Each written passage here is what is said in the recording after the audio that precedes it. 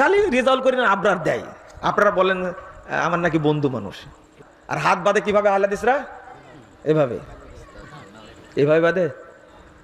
High রে result করি না আবরার। রফুল আয়দেনের সুন্নাটাকে বলছে কি এইভাবে মারে, এইভাবে মারে। এটা কি সুন্নাতকে ব্যঙ্গ করে না? গালি রেজাল্ট করি না আবরার দেয়। আপনারা বলেন আমার নাকি বন্ধু মানুষ। রেজাল্ট করি না আবরার। একদিন এক প্রোগ্রামে আমি বলছি আপনারা দোয়া করেন আল্লাহ যেন তাকে হেদায়েত দান করে। দেখেন আপনারা আমিন বললেন না। শোনেন শোনেন, তো কেউ আমিন বলেন, আমি আমিন বলেন, তো বলছে আপনি বলেন, আমরা বলবো না। কি রাগের রাগ চিন্তা করতে পারছেন? কি রাগের রাগ। কিন্তু আমি এই আবরারের জন্য দোয়া করি আল্লাহ যেন তার মুখটা ভালো করে দেয়, আল্লাহ যেন তাকে হেদায়েত দান করে। যদি উমর রাদিয়াল্লাহু আনহুকে আল্লাহ হেদায়েত দেয়, যদি আবু সুফিয়ানের মতো লোককে আল্লাহ হেদায়েত দেয়, তো ওদের থেকে কি এরা বেশি কঠিন? না না, এত কঠিন না। আল্লাহ এদেরকে হেদায়েত দিতে পারে। গালি দিক, আপনি দোয়া করেন আল্লাহ হেদায়েত দিক। আমার সাথে মনে একমত হবেন না আপনারা? একমত?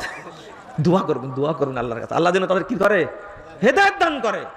আজকে রফুল আয়দেনের সুন্নাটাকে বলছে কি এইভাবে মারে, এইভাবে মারে। এটা কি সুন্নাতকে ব্যঙ্গ করে না? আর হাত বাঁধে কিভাবে আহলে হাদিসরা?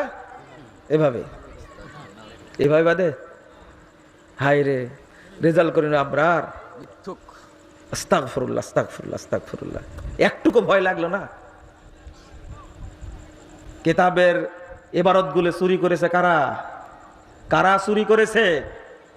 আমি বাংলাদেশের মুসলিম ভাই বোনদেরকে বলবো, এই দেওবন্দি আর বেরলবির লোকেরা আপনাদের চোখে ধুলা দিয়ে ছাই দিয়ে তারা আবু হানিফার নামে ব্যবসা করে খাচ্ছে।